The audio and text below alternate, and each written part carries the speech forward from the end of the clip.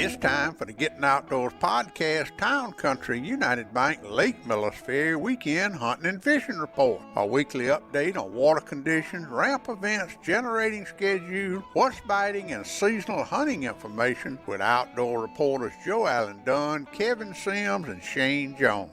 This weekly hunting and fishing report is brought to you by the good folks at Town Country United Bank in Camden, Alabama, serving their customers for over 40 years. Town Country United Bank's highest priority is satisfied customers. Now, here's your weekend Lake Millers Ferry hunting and fishing report.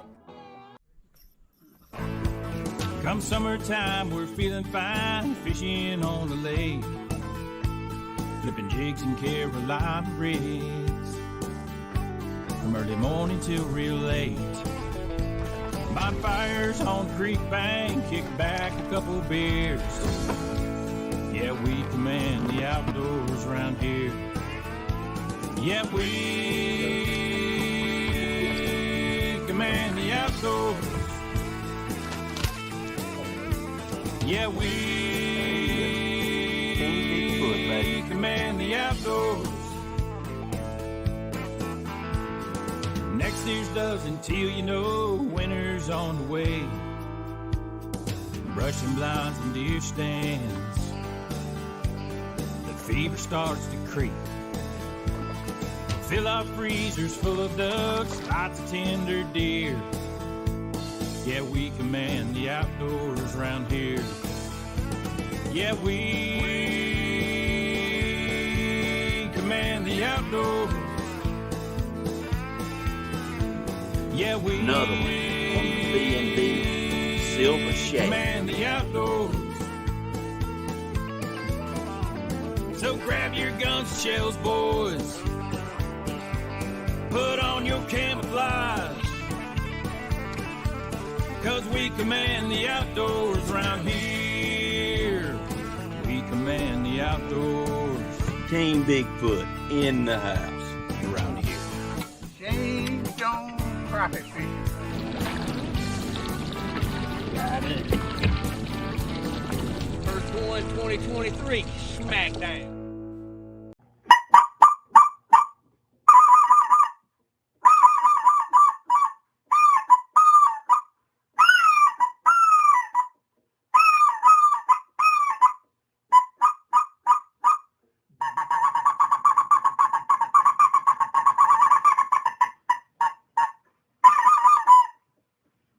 Joe Dog, that's pretty good. Sound good to me. It's yours. Gaston's Custom Calls. We just got through doing the podcast with old David Gaston, and I'm calling it the rebirth of Gaston's Custom Calls because he brought his grandson, Gaston Farr, in, and Gaston has really taken Gaston's Custom Calls to another level and done put David back to work. Welcome, everybody, to the Gettin Outdoors Podcast 247, Town Country Hunting and Fishing Report for December the 8th through the 10th. And I want to welcome all of y'all in here and my outdoor reporters, Kevin Sims, Joe Allen Dunn, and Shane Jones. We missed you last week, Joe Allen. Well, you know, I had to do the mountain trip thing with my wife, and I really enjoyed it. We had a lot of fun. Well, I saw the pictures, and y'all sure saw a lot of bears up there. Those bears in those dumpsters, is that something pretty regular up there? I mean, what's going on with that? I mean, that's what they do. They travel around through all those rental houses looking for something to eat. What's left out? Because I laughed about that when we saw them. Then that night, me and Hayden cooked some stuff. And I left 2 sausages on top of a post, and I'm gonna see if they'll come back. And the next day, the sausage was gone. Yeah. Up there in High Falls, up there, the place they had it out of town to try to keep the bears away from the people. They had 15, 20 dumpsters out there. You know, it'd be 100 bears out there. Everybody go sit in their cars up there and watch them. Yeah. I'd love to see one. I've never seen a wild bear. I'd love to see one. Lance Cabinet said the bears up there like coons down here. Yeah. Yeah. All right, let's see what we got going on. The only thing we got going on this weekend that I'm aware of is the Monroe County Youth Farmers Big Doe Roundup. That'll be going on from the 7th, which will be tomorrow through Saturday. $20 a ticket. Christopher Bell is your contact. 251-593 8958, or Jake Tucker, 251-714-6130. Weigh in is at the Frisco City Farmers Co-op. Call those guys for more information. Rusty Godbolt called me 3 times this week, want me to let everybody know that the Pine Hill Christmas Parade will be Saturday afternoon at 5 o'clock, starting at the Depot Museum, and old Santa Claus will be on the fire truck. So if you're in the Pine Hill area, go sit in Santa Claus's lap. Travis Powell told me he's going over there and sit in Santa's lap. He needs some stuff for his new boat, and he's going to go see if he can't get Santa Claus to bring it to him. So I need to see Santa Claus too. I need some stuff. I better go see him. yeah, he's going to be in Pine Hill. All right. Let's see what else we got, Joe. Big news, I guess, for us is Shane Jones has reached his numbers for his YouTube channel. Shane, congratulations, Crappie Fine, Cat. yeah, finally, yeah. YouTube now is monetized. So Yes, sir. We are a YouTube partner, so now you can. It starts counting now, so they recognize you instead of just being somebody that's not registered. So. And I'll We're put gonna- the link in the details of this podcast so y'all can go. You was putting up some pretty good videos, and then you started that crappie cast, and that kind of took up a lot of your time, Shane. But we gotta get back to them videos. Yeah, I told Big Daddy I'm gonna try to put some more instructional stuff out, and I think that does really well because a lot of people are still in the dark about some certain things, and you don't want people guessing. Nowadays you got all these electronics. You don't need to be hoping and guessing when you got access to these electronics now. That is Man. exactly right, and I'm a perfect example of that. I am a student of Shane for the last year, and I tell you, my fishing has really improved, and we'll talk about it in a minute on the crappie report. First of all, I want to remind everybody that hunts in Dallas, Lowndes, Butler, Monroe, Clark, Marengo, or Wilcox County. Get your Wilcox Area Chamber Big Buck Contest ticket. It is some mighty big deer being killed in those counties, and I don't ever ask them do they have the ticket, because sometimes I just really don't want to know. Uh, I saw Rick Pipkin sent me a picture the other day. Joe Allen and Kevin, he got a pretty good looking old hound dog showed up down there at Cobb's Landing Road. He's got him in a pen, and he said he don't want it. If anybody wants a good hound dog, old Rick's got him. He said he's gonna take him to the woods and see if he'll hunt. But if you're looking for a hound dog and know somebody that wants one or have lost one in that area, Rick Pipkins has got it at his house in the pen. Also, good news last week, I got some pictures from Mr. Tim Wood, who is on the Conservation Advisory Board, Governor's Conservation Advisory Board. He sent me some pictures. A first load of 2 loads of docks have come in for the Selma City Marina, so they're fixing to start the upgrade on it. And I know all those guys up there are mighty proud. I did put up a post this week on my Facebook page about the SOA hunts. They're now taking registration through December the 12th, I believe, for turkey hunts, small game hunts, and hog hunts at the SOAs in Alabama. I don't have too much contact with the conservation department anymore, but if any of y'all want to try to get one of those hunts, I have the link up on my Facebook page. All right, let's go to the Town Country United Bank hunting and fishing report. We're going to start off with the Millers Ferry and Jones Bluff schedule or generating schedule. And at Millers Ferry, now this is for tomorrow, which is December the 7th, 2023, from 6 a.m. to 9 a.m., 72 megawatts or 3 units, Millers Ferry, and then from 4 p.m. to 5 p.m., 48 megawatts, which is 2 units. At Jones Bluff, from 5 a.m. to 10 a.m., 17 megawatts, that's 1 unit. And from 4 p.m. to 5 p.m., 48 megawatts, that's 3 units. And from 5 p.m. to 9 p.m., 20 megawatts, that's 1 unit. Okay, the temperatures on Millers Ferry Sunday were anywhere from 58 degrees to 62 degrees, hanging right in the 60-degree mark. Is that the way y'all see it too? Yes, sir. What was the water temperature down on Lake Talcon this week? It was 61, 62, about the same. It ain't much difference in. No, sir. It was 61, 62. All right, let's go to catfishing. I wanted to share this picture. I wish y'all guys on the podcast could see this. I got this week. That's 3-year-old Fisher Cole fishing with his pawpaw, running some limb line. He said he got up at 7 o'clock to go with his pawpaw to run them limb lines. Now that right there is what makes old Big Dad tick right there, I guarantee you. And I did want to, before we talk about catfish, Joe Allen and Kevin, what about the January the 1st jugging? Kevin, me and you gonna team up? How we still gonna do it, right? Yeah. Oh, yeah. We're going fishing. We don't, whether we gallons or whatever, we're going fishing. What about you, Joe Allen? It's January 1st. I mean, that's been one of the better days of the year. It seems like that. You gonna be able to fish, Joe Allen? Yes, definitely. You and Team Bigfoot gonna be out there? I mean, what are your plans? No, I'm limited now as far as a boat. So I got my little boat, so maybe me by myself or me and Donna, something, I don't know. Depending on how cold it is. What about? Well, maybe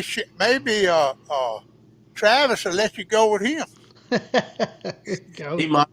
He might. We got, well, since they got both brand new boats, they can. We'll figure it out. All right. Well, that is a tradition that we have been doing for about 4 years now, I think. I think we started in 2019, and it's always been a good day, January the 1st. Here's when we had our best year, but the water was right then. We had high quality water. Well, I like it because some years we're wearing winter clothes and some years we're wearing short pants. You ain't lying. All right, I see Brian Taylor's on here. I have not heard any fishing reports this week, catfishing, Joe Allen. So this time of the year, the water is about normal pool. It's got a little stain in it. It's moving a little bit. If you come in catfishing this weekend, limb lines, jugs, reeling rod, what would you do? It's all in the river, still in the river. Because that river ain't, I mean, everything up here, all the rain we've had, ain't even filled up to our branches around the house. Everything's still dry. Ain't no water really pumped into that river, really got it going yet to make something move. So everything's still in that river. But I said everything, I mean, they run the water few hours at night, cut it off shortly after daylight, and then don't cut it back on to the next night. You know, during the day, the current's not been good since last week. Yeah. All right. Well, let me tell you, I talked to Travis and Scott went out the other day trying to get some bait with that new live scope, and he said he couldn't find any bait. They were all so deep that he couldn't get any. But now, when I was out there Sunday, I was on the riverbank up there in about 10 to 15 feet of water, and it was balls of shad every dead gum where. I wish I'd have had somebody on the front of my boat with a cast net, because they were everywhere Sunday. Now, I don't know what's the difference. I mean, why are they some places they ain't, Kevin? Cloudy, sunny. Well, how much light penetration with this? Because the water temperature is not that much up and down. I mean, you know, it's pretty holding. You know, they can get down, get in a comfortable position, they can move, you know, and sunlight makes oxygen. It does. It just you had a cloudy day one day and a sunny day one day, and the fish are gonna move accordingly. Well, it was beautiful Sunday, I tell you what. But anyway, so everything's in Now, play. you want to They, get him a hit. You're gonna catch shad in 15, 20 foot of water, even in 12 foot of water. You throw a little 5 foot net, it's like a 5-gallon bucket when it gets to the bottom. I mean, you got to make a perfect throw. You got to have a bigger net. yep, that net you got, that 12-footer, man. I remember that time we behind Joe Allen's house. You throw that thing out there, couldn't even pull them up in the boat. I thought it was hung on a stump when I put the hook. Well, bait's the key to it. Bait's the key to it. Getting bait, and but everything's in play. If you're coming up here to Millers Ferry catfishing, I'm sure it's the same way in Demopolis. Also, all right, let's go to bass fishing, Kevin. I do not have any notes on bass fishing. Well, I was gonna go Saturday and Sunday, and and both days. Well, Saturday morning it was flooding at daylight, but I looked. They were gonna cut the water off like 7, 8 o'clock. And so I didn't go. And then Sunday, about the same thing. I got up Sunday morning, and time I got all the boat hooked up and got ready to go, they was gonna have the water off. By the time I drove to Millers Ferry, it was gonna be off unless I left it, at 4 o'clock in the morning. And I didn't get up that early. I stayed up watching the ball game. But just the cycle ain't migrated into the day yet. And it will. They pull in a lot of water at night for whatever reason, but it'll migrate around where they get the peak pulling time during the day. It will. We need a little rain and get them a little more water, and they'll run the water a little longer then.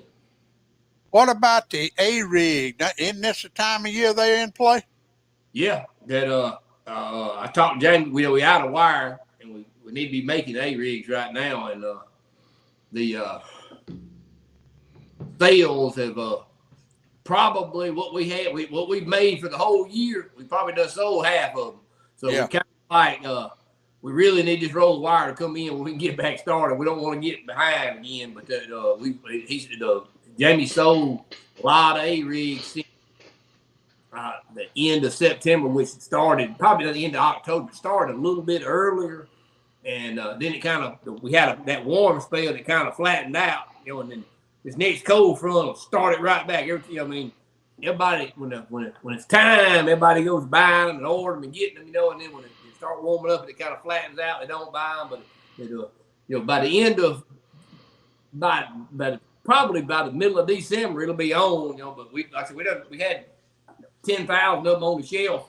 Probably done sold half of them. So we got to get back going. Because we're talking about the diamond baits and the spinner bait. Joe Allen, you still got some in your store? You don't sold a lot of them? No, I still got some. Okay. So that'd be a great Christmas present for some of them bass fishing, one of them A-rigs, one of them diamond bait A-rigs. All right, Kevin, if you're going fishing this weekend on Millers Ferry or Demopolis, what would be the play this weekend? Well, in the rain. Yeah, well, if you have that current moving in the morning, like the schedule you gave, having 9 o'clock, it's gonna be on. You get up there, fishing the cuts and your shad, red clay banks, something with a vertical edge, where the bait's at, your shad pattern baits, the A-rig, the water tenders it's still. You really need a little bit cooler, but that I've been hearing folks catching them on the A-rig, especially a little north of us. You're gonna start catching them on that. Even your swim baits for your medium size, you can't go big. You really need to be throwing like the 4-inch swim baits. You can't, the 4.5 and 5s. You're gonna have to wait till the shad get a little bigger. But all that's gonna be in play. Any shad imitation bait's gonna be on.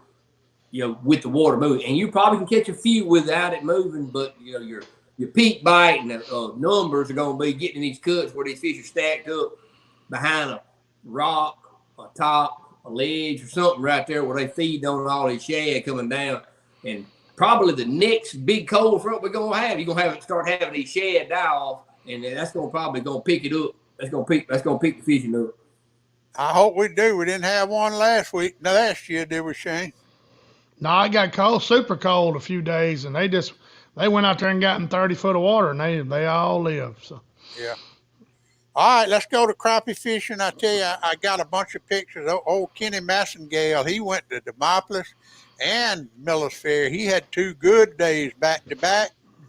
Shane went down to Florida, down to Lake Talcott, chasing them schooling fish, Shane. Now, them schooling fish, when's that going to start up here?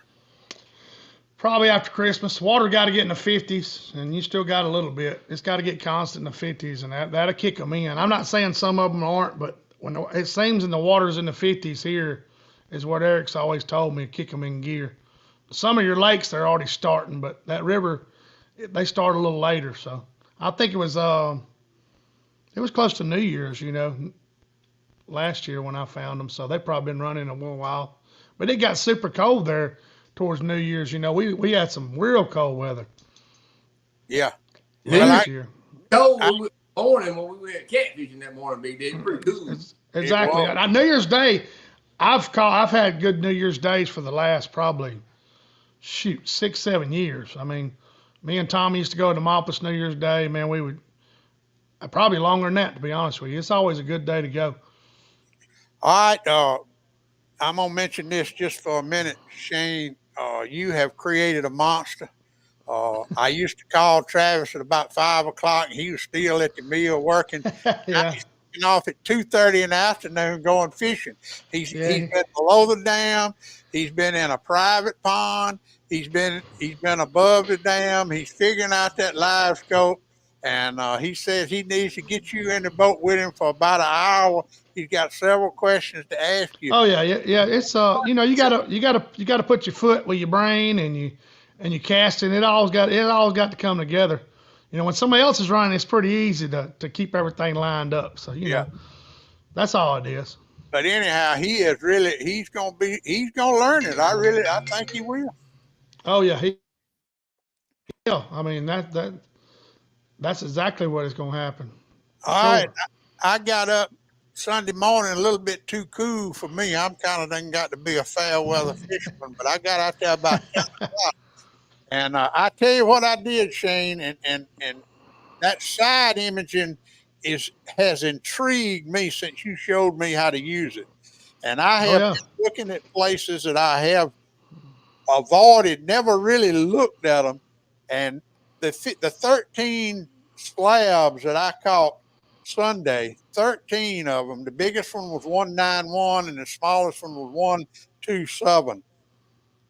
I caught 4 of them on old crappie holes that I used to fish, the Hollis Curl hole and the Rhinestone hole. Y'all know where they're at.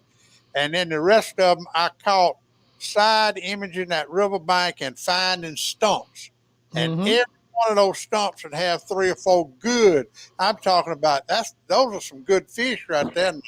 I had some darn good fish. And I really am excited about learning that side imaging in my old age. I've had a side imaging unit on my boat for 10 years, but I never knew how to use it. And that's the key to it, Shane, is knowing it ain't no use to have that stuff if you don't know how to use it.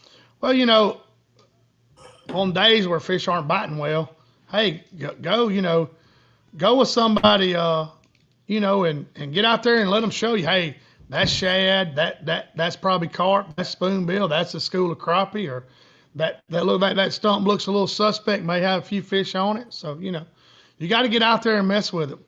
Like I said, nowadays there's no sense in hoping you catch some fish. I mean, I tell people that all the time. You got too many electronics. Even just all you have is side scan. You can always mark stuff, tell how deep they are. If they're deeper, you can go over with down scan and just reassure exactly how deep they are. So use that to your advantage. You see what Travis is on? He said he just got off the river, caught 10, 2 pretty good ones. See what I'm talking about? Yeah, he's going to be something to fool with. Joe Allen's going to have to hit him up for some fish.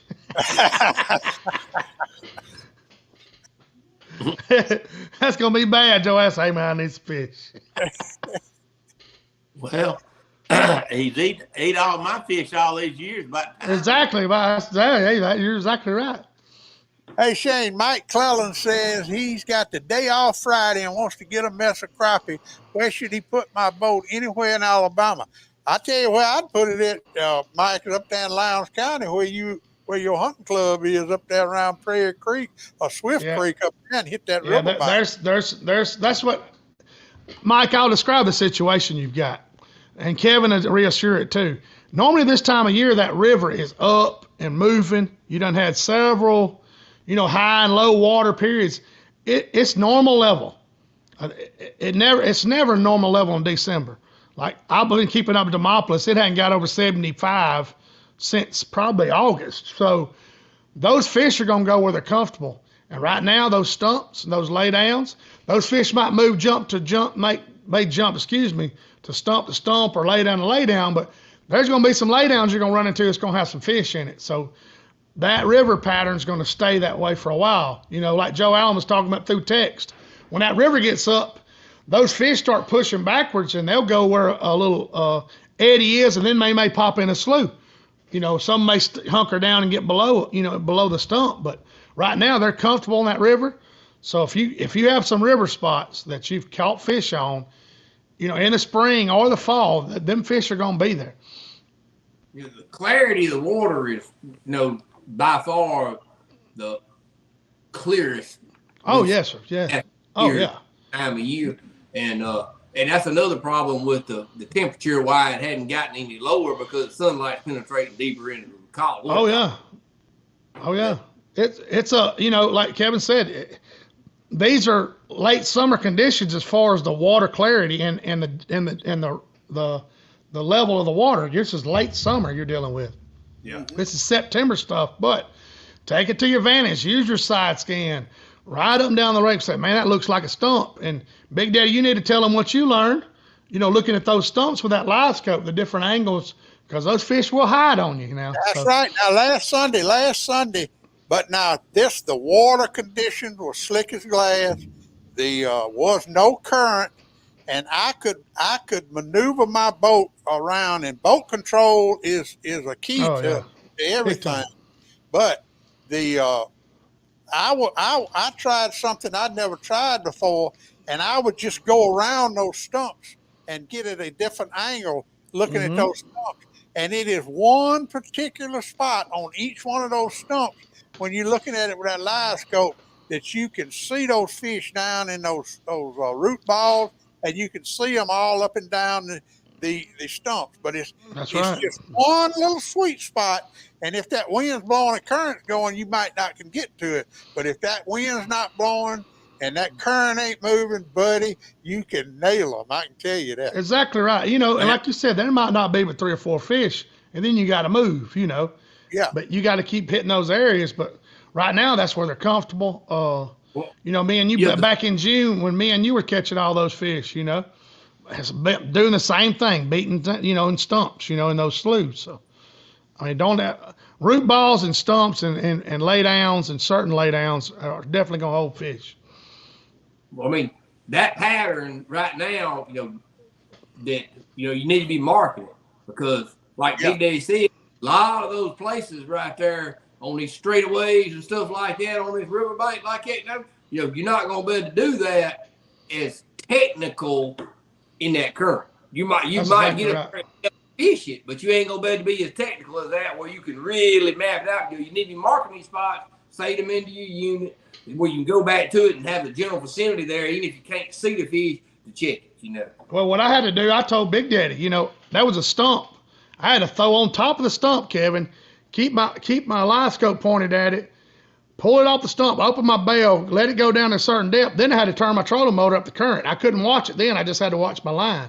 That's right. I had to keep. So I knew the fish was in that general area. I just started easing it out, and those fish would just leave that stump. Boom. And they, I caught 19 or 20 fish like that. But like Kevin's saying, if you look in there with that live scope and say, man, them fish are 8 foot deep, you know how far that jig falls. Get down there and throw it at that angle, and just because you can't keep the live scope on them, just still fish it, And that's something else, Shane. You talk about you throw over that stump, and that stump sticking up 6 or 8 feet, and your line's on top of that stump, and that jig comes up that stump to the top. When open that bail up. Throw that bail and let it fall down. That's exactly what he's talking about, guys. If you got a stump like this, and this is a little old jig, and you throw, and you have your jig over there, and you're in, 12, 15 foot of water. If you just reel, that jig's just going to keep doing like this. You never, what if these fish are sitting here? So when you get here, open that bail up and let it go straight down that stump. Then start easing it out. Because if that fish reacts, if he engages your bait and he sees it just like a shad will do, those shad are going to go right down beside that stump, and that's what engages. That's what gets his attention. But not, when they're hot, yeah, they liable to come screaming off that thing. But when they're not, you got to get him interested in that bait. So, like Shane said, rod angle's got a lot to do with that too. You hold your rod up, and that keeps that. So you need to get that rod tip down toward pointing it. That's right. That bait to fall on anything vertical. You need to point that tip of that rod. Well, even if you didn't have live scope, you throw in there, you feel the top of that stump. Oh, I can feel that. I open my bail as soon as I feel it. I may reel it a foot off of it and open my bail. Let it go down in there. Then I start easing it. That's what I've done growing up my whole life. Live scope just actually shows you what you're doing with it. So. Now, Travis said he caught those today on the Gray Ghost jigs. I threw some Gray Ghosts. I lost about 6 of them Sunday because they're not. But that B&B weedless Millers Ferry blue, man, them things are chewing on them right now, I guarantee. Oh, yeah, that's a good bait. All right, so if you're coming crappie fishing this weekend, I think we done gave you some pretty good advice. It's a main river, guys. It's just a main river. It's supposed to rain Saturday morning, then quit. So if you get a chance to go out there, I fished Saturday with a little old boy. It rained 5 inches on us Saturday in Florida. That little boy wanted to go, and we went out there, and I had my bells pump on the whole fishing trip. I mean, it rained and rained and rained. Good afternoon, my old buddy Terry Bailey out west. How you doing? We used to do a lot of frog gigging together. I miss you, Terry. You ought to come see us down here in Alabama. All right, let's go to small game. Mr. Gerald and Jared Hudson been coon hunting a lot. I ain't heard many squirrel stories, but I know the squirrel hunting is really good. Joe Allen, what about you and Scott Dixie and your squirrel Sarah? Y'all done took them squirrel hunting yet? Or are they still sitting on the porch barking up the yard squirrel? Sarah and Lobo, they go every morning. I hear them out here treeing in the backyard, and I just ain't had time to get out there with them and kill none. But they gonna get me up one morning, and I'm gonna go with them. All right, that's good. Well, I tell you what, it's a great time of the year to squirrel, rabbit, coon hunt, any kind of small game. You guys just don't ever cease to amaze me. The deer pictures that y'all send me. Jessica Ward, CT Ward, she got her a good one this week. Cody and Rachel Wallace, who own the Southern Oak Outdoors in Demopolis, their daughter got her first deer this week. Sloan, I believe is her name. I put a picture up of me with a big old deer, and I shook the world up this week. But I tell you that, I didn't say I killed that deer. That deer was run over right there in front of CT Ward's Power Sports about 5 years ago. And me and Tommy Gregory took a saw down there and sawed the head off because that was such a good rack. And I just had a photo op with it while I didn't kill that deer, but I did take the picture. I take in one picture, Big Daddy. I don't think you had posted it.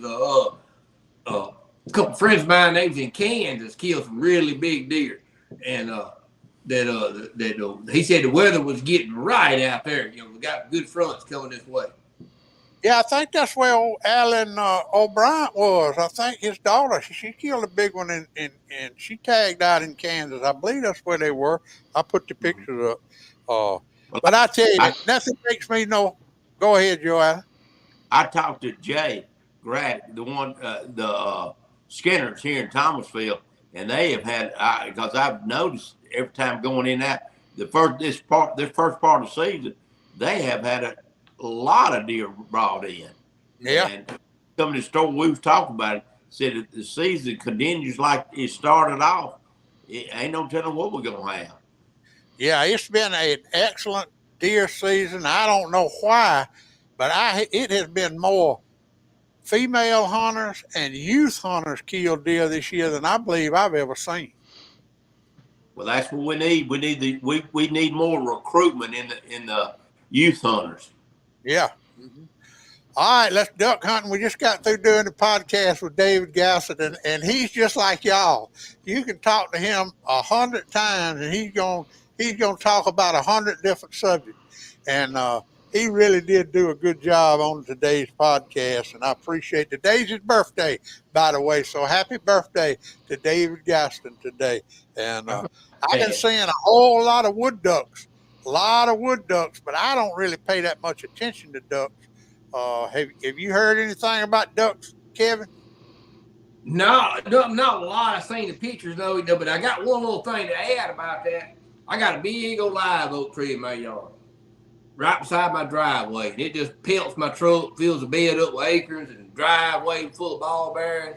And they're always, end of October and like that, Well, that storm we had last week, the acorns filled the back of my truck up and run all down my driveway. And I got to looking in. The tree is still full of green acorns. It's that late on that. It's a live oak tree. A water oak tree. The water oak tree. But like this is the latest I've ever seen the acorns turning loose. And them trees grow close to the water, close to field. That's where them damn wood ducks, they'll come in there on them trees like that. Eat them small acorns. It's easy for them to swallow. Well, here on Pursley Creek, and I got a couple of cameras on, not on Pursley Creek, but a duck pond right off of Pursley Creek. This time of the year, they fill that creek up, man. They'll fill that creek up. Oh yeah. On up Pursley Creek, I deer hunted, bow hunted years ago, and it was some. I don't know if it was swamp chestnuts or white oak acres, big acres, and I see them ducks trying to swallow one. They look, they were gonna die before they get it down. They'd be flopping around the back trying to get that thing choked down. All right, Kevin, what about rodeo? We through with rodeo this year. You got any rodeo news? Well, Brody's qualified for the PCA. It'd be February 1st, 2nd, 3rd, and 4th. Be in Biloxi. I think the riding will be in the Biloxi Convention Center, and the buckle ceremonies are going to be. I can't remember which casino. They have, every night they'll have the buckle ceremonies that night. It'll be a payout and a buckle given out each night and each event. And it'd be like a mini NFR, but it's going to be in Biloxi. And Brody's qualified through the PCA, and then like I said, he's gonna get 4 horses anyway. Okay, well that's good. I meant to put this up too while we was talking about the deer hunting. This is a picture I got this morning from a friend of mine down in Louisiana named Paul Couget. That's the one that trained your brother's dog. That's right. Yeah, that's right. He sent me that. Look at that. I've never seen a picture like that. That's crazy. Reckon what happened? Them coons, I reckon they just spooked him. They popped in there on him. That's what it is. I used to get pictures like that back in the day. They didn't have one of them old Motrix with a flash on it. Your camera, you had to put the card in there. It had a flash. Every little picture took a flash. And every time you got a picture of one, he was in the air when that flash went off. That was a good picture. All right. Tomorrow night, Crappie Cast, Shane Jones Fishing, Facebook, and YouTube. So I'm gonna watch it on YouTube where you get money. Shane, yeah, that's right. Yeah, it's fixing to start clicking.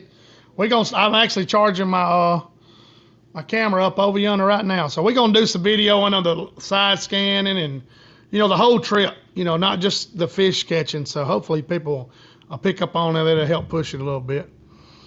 All right, that's tomorrow night, 7 o'clock. I'll put it on my Facebook page. It'll be on Shane Jones Fishing, Facebook, and YouTube. Joe Allen, you back. Bubba done put you back to work. Christmas is right around the corner. You still got those Black Friday sales going on? Oh, yeah, we added stuff to it. We're doing all the short sleeve T-shirts now. We got them 50% off. And just keep coming by, keep adding stuff to it every week. So there'll be more and more sales going on along. We're trying to, before the end of it, we'll be putting sales on winter clothes, trying to get rid of them too. What is the hot thing for Christmas right now? Well, really, I think the main thing's still clothes. Everybody likes to get some kind of shirt or jacket or something, but The T-shirts are big sellers. Always have been. The accessories we have for hunting, whether it be duck calls, duck lanyards, duck bags, deer grunts, deer calls, and stuff like that. It's big stocking stuffers, and of course the knives, binoculars, stuff like that make good stocking stuffers. If you gonna hunt the rut and you gonna use scent, if you don't get it before Christmas, you ain't gonna get none because it'll be gone and everywhere in Thomasville anyway. Like I said, How about these right here? How about them? How many of them you sell a year, Joel? Oh, they go by it don't take long. I've shot a few deer with that old can. I sure have. All right, guys, we done another show. I tell you what, I enjoyed every week. Appreciate everybody tuning in. We had a good crowd on here tonight. And, of course, I'll drop the podcast in the morning, Thursday morning at 10 o'clock with David Gaston, Gaston's Custom Calls. Kevin, you going to fish this weekend? It's going to be raining again, but if they pull water on up to 9, 10 o'clock, I'm going to go in the rain. But if they're going to stop at 7 o'clock, I might go in to get wet for 2 hours. All right, well, me and you and Shane and Travis and Scott all got to meet Joe Allen over at his house this weekend and put up Christmas decorations. Ain't that right, Joe Allen? And eat chili. Yeah, and eat chili. Some of that world famous chili. Yeah, I meant to tell y'all, Big Daddy. Go ahead. Hey, Go ahead, I might Kevin. just got the Tabasco in my eyeball. Yeah, we're going to give away that Alpha Plumbing's. We're giving away that guide trip with me and these 2 rods set behind me tomorrow night too, guys. So okay, I've got 240. I got 247 names that shared it. I think that video got viewed 16,000 times. So wow, I've got 247, and what I'm going to do, I'm just going them 247. I'm going to put them in a computer animated thing on my phone. And whatever number comes up, I'm going to count down the shares to it, and that's who's going to win. So that's the only way you can really do it. Well, I was going to cut up a bunch of names. I thought, man, that's a bunch of names. So I'm just going to try to be as honest as I can on my phone. So we'll let it pick it. Hey, there's an app for that. Yeah, that's right. That's it. Yeah, that's it. Oh, it looks like the lottery thing, and you can actually record it. You can show it. That's it. I've seen those. Kevin, you see what Bud Williamson said? He said all of us need to be privileged to go to Joe Allen's house. Oh, boy. He's welcome to come help. Yeah, he come on. All right, guys, good show. He would reach up way high. He put the star on the tree. That's right. All right, y'all. Great show. Appreciate everybody tuning in. We'll be back next week, same time, same channel. Y'all have a great weekend. Be safe. And we'll see y'all next week. Thank you, guys. Great show. Enjoy. Pap taught me every critter's track and how to set a hair trigger on a trap. He taught me to shoot, scale, and skin and make a snare with a leather strap. He taught me to be a part of the woods and all his woodsy tricks. Said you gotta walk soft on 2 light feet and try not to break no stick. I thank Daddy for my savvy, how to hunt and how to carry anything that I might need to get a piece of skillet meat. How to walk and how to hide, how to crawl and how to slide, how to sneak, stalk and climb and do it all on 2 light feet.